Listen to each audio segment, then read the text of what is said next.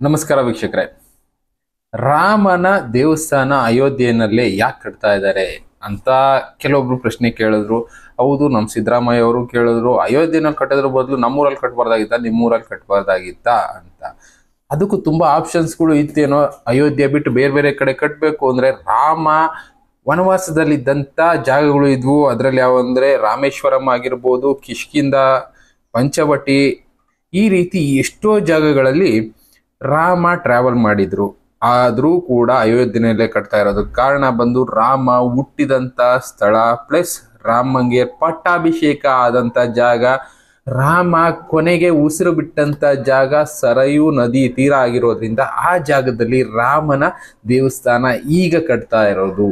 ನಮ್ಗೆಲ್ಲ ಗೊತ್ತಿರ್ಬೋದು, ಎಷ್ಟೋ ಜನ ಗೊತ್ತಿಲ್ಲದೇನೂ ಇರ್ಬೋದು. ರಾಮನ ದೇವಸ್ಥಾನ ಕಟ್ತಾ ಇರೋ ಜಾಗದಲ್ಲಿ, ರಾಮನ ದೇವಸ್ಥಾನ ಕಟ್ಟೋದಕ್ಕೆ ಮುಂಚೆ ಆ ಜಾಗದಲ್ಲಿ ನೀರು ಹರಿತಾ ಇತ್ತು. ಈಗಲೂ ಕೂಡ ಪಾಯಕ್ಕೆ ಪೂಜೆ ಮಾಡಿ ಪಾಯಕ್ಕೆ ಮಣ್ಣು ಅಗಿತಾ ಇರುವಾಗ ನೀರು ಉಕ್ಕೋದಕ್ಕೆ ಶುರು ಆಯ್ತು. ಆ ನೀರು ಬಂದು ಸರಯೂ ನದಿ ನೀರು. ಅಂದ್ರೆ ಅಯೋಧ್ಯೆ ರಾಜ್ಯಭಾರ ನಡೀತಾ ಇದ್ದಂತ ಕಾಲದಲ್ಲಿ ಆ ಜಾಗದಲ್ಲಿ ಹರಿತಾ ಇದ್ದಂತ ನದಿ ಸರಯೂ ನದಿ.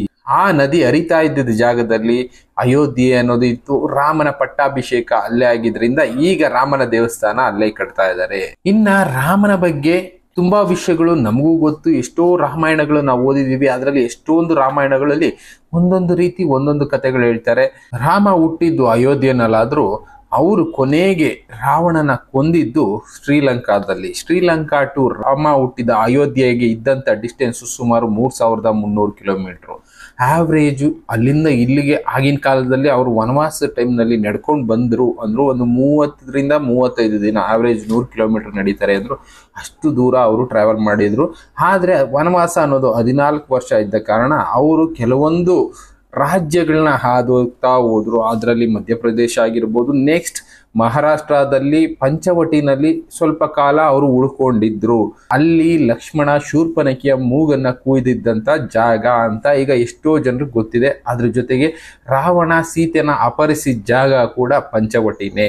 ಅಲ್ಲಿಂದ ಮತ್ತೆ ರಾಮ ಬಂದಿದ್ದು ಕರ್ನಾಟಕ ಕಿಷ್ಕಿಂಧ ಕಡೆಗೆ. ಕಾರಣ ಅಲ್ಲಿ ಹನುಮಂತ ಇದ್ದ. ಹನುಮಂತನ ಸಹಾಯದಿಂದ ರಾಮ ಸೀತೆನ ವಾಪಸ್ಸು ಪಡ್ಕೊಳ್ಳೋದಕ್ಕೆ, ರಾವಣನ ಸಂಹಾರ ಮಾಡೋದಕ್ಕೆ ಹನುಮಂತನ ಸಹಾಯ ಮತ್ತು ವಾನರ ಸೇನೆ ಸಹಾಯ ಅನ್ನೋದು ಬೇಕಾಗಿತ್ತು. ಅದಕ್ಕೋಸ್ಕರ ರಾಮ ಪಂಚವಟಿಯಿಂದ ಟ್ರಾವೆಲ್ ಮಾಡ್ತಾ ಕಿಷ್ಕಿಂಧೆಗೆ ಬಂದ್ರು. ಅಲ್ಲಿ ಹನುಮಂತನ ಭೇಟಿಯಾದ್ರು. ಹನುಮಂತ ಸುಗ್ರೀವನ ಸೇನೆಯ ಸೇನಾಧಿಪತಿ ಆಗಿದ್ರು. ಆಗಿನ ಕಾಲದಲ್ಲಿ ಸುಗ್ರೀವ ವಾಲಿ ಮಧ್ಯೆ ಯುದ್ಧ ನಡೀತಾ ಇದ್ದಿದ್ದು ಗೊತ್ತು ಎಲ್ಲಾರ್ಗು. ವಾಲಿಗೆ ಒಂದು ವರ ಇತ್ತು, ಯಾರೇ ಆಗ್ಲಿ ಅವ್ರ ಮುಂದೆ ಬಂದು ನಿಂತ್ಕೊಂಡು ಯುದ್ಧನ ಗೆಲ್ಲೋದಕ್ಕಾಗೋದಿಲ್ಲ ಅಂತ ವರ ವಾಲಿಗಿತ್ತು.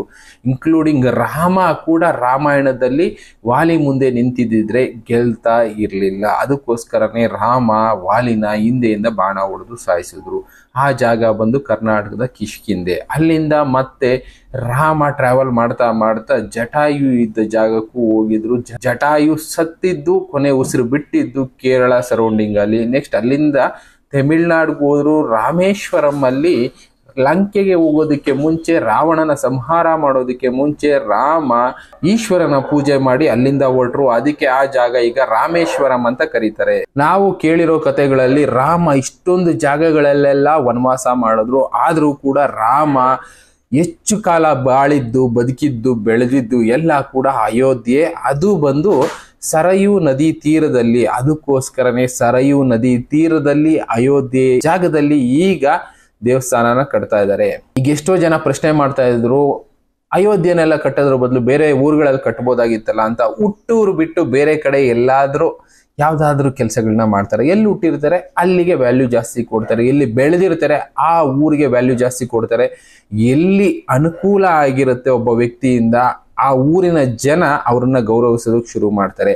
ಅಂತ ಜಾಗಗಳಲ್ಲಿ ಅಯೋಧ್ಯೆ ಕೂಡ ಒಂದು. ರಾಮನ ಪಟ್ಟಾಭಿಷೇಕ ಆಗಿದ್ದಂಥ ಜಾಗ, ಅದ್ರ ಜೊತೆಗೆ ರಾಮ ಆಳ್ವಿಕೆ ನಡೆಸಿದಂಥ ಜಾಗ.